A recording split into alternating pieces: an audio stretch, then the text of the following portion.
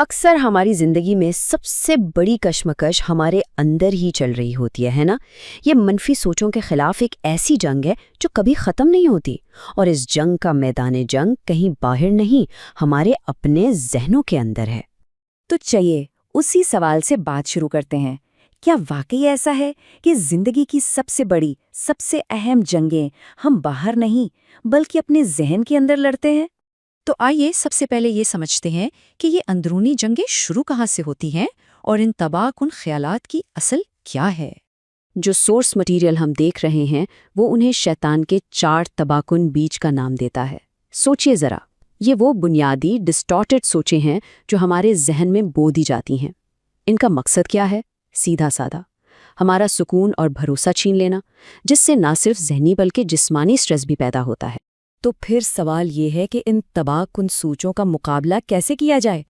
چلیں اب دیکھتے ہیں ذہن کے لیے پہلی 3 عملی ڈھال۔ پہلا بیج ہے مایوسی کا۔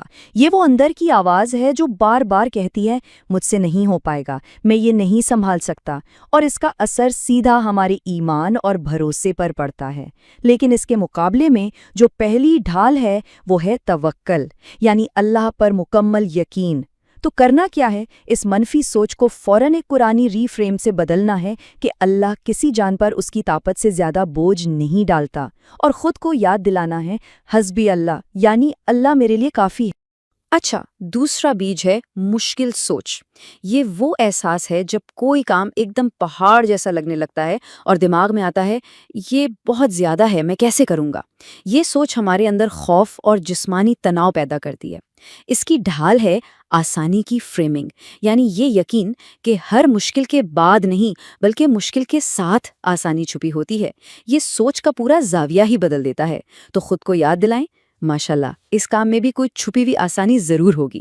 تیسرا بیج ہے جلد بازی کا، یعنی جب ہم کاموں کے بوجھ تلے دب کر گھبراہٹ میں فیصلے کرنے لگتے ہیں۔ یہ چیز ہمارا ذہنی سکون، سوچ کی وضاحت اور کام کی برکت سب کچھ چھین لیتی ہے۔ اس کی ڈھال ہے پرسکون موجودگی۔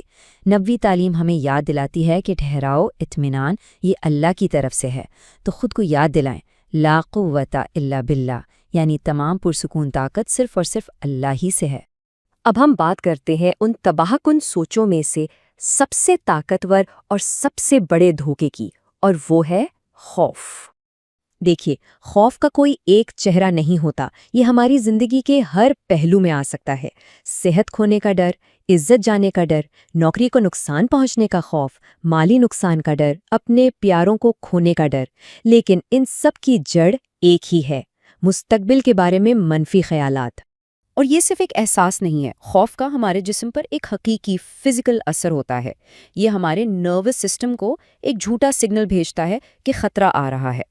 جسم اس خیالی خطرے کو بھی حقیقت سمجھ کر تناؤ میں آ جاتا ہے، پٹھے کھنچ جاتے ہیں اور ہم فائٹ اور فلائٹ یعنی لڑنے یا بھاگنے کی حالت میں چلے جاتے ہیں، اور ظاہر ہے اس حالت میں پرسکون سوچ ممکن ہی نہیں رہتی۔ تو پھر خوف جیسے طاقتور ہتھیار کا مقابلہ کیسے ہوگا؟ اس کا جواب ہے حتمی ڈھال، توحید۔ صرف یہ ایک جملہ خوف کی بنیاد کو ہلا کر رکھ دیتا ہے۔ اگر نفع و نقصان کا اختیار کسی انسان یا حالات کے پاس ہے ہی نہیں تو پھر ان سے ڈر کیسا؟ اصل طاقت کا مرکز تو صرف ایک ہی ہے۔ اسے طاقت کی توحید کہا جا سکتا ہے۔ یہ محض پازیٹیو تھنکنگ نہیں ہے کہ سب ٹھیک ہو جائے گا، نہیں، بلکہ یہ ایک گہرا عقیدہ ہے کہ نفع اور نقصان کا واحد مالک اللہ ہے۔ جب یہ یقین دل میں اتر جاتا ہے تو لوگوں اور حالات کا خوف خود بخود ختم ہو جاتا ہے، کیونکہ وہ تو صرف اسباب ہیں۔ اور یہ تصور ہمیں منفی واقعات کو ایک بالکل نئے زاویے سے دیکھنے میں مدد دیتا ہے۔ کیا پتہ جس چیز کو ہم نقصان سمجھ رہے ہیں وہ کسی بڑے نقصان سے ہماری حفاظت ہو، اور جس تاخیر پر ہم پریشان ہو رہے ہیں وہ دراصل اللہ کی رحمت ہو۔ یہ توکل کی سب سے اعلیٰ شکل ہے۔ جب بھی خوف حملہ کرے، اس ایک جملے کو اپنی ڈھال بنا لے۔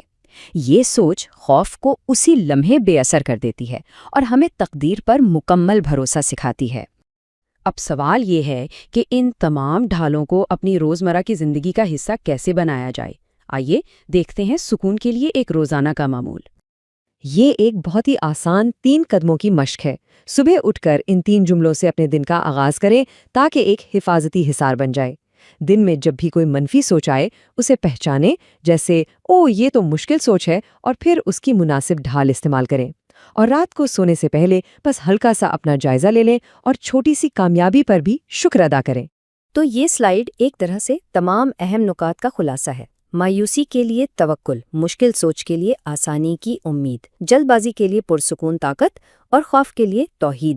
ہر مسئلے کا ایک واضح اور طاقتور حل موجود ہے۔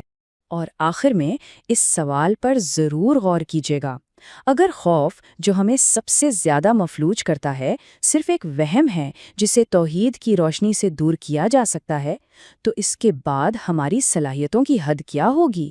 جب خوف کا کنٹرول ختم ہو جائے تو زندگی میں کیا کچھ حاصل کیا جا سکتا ہے؟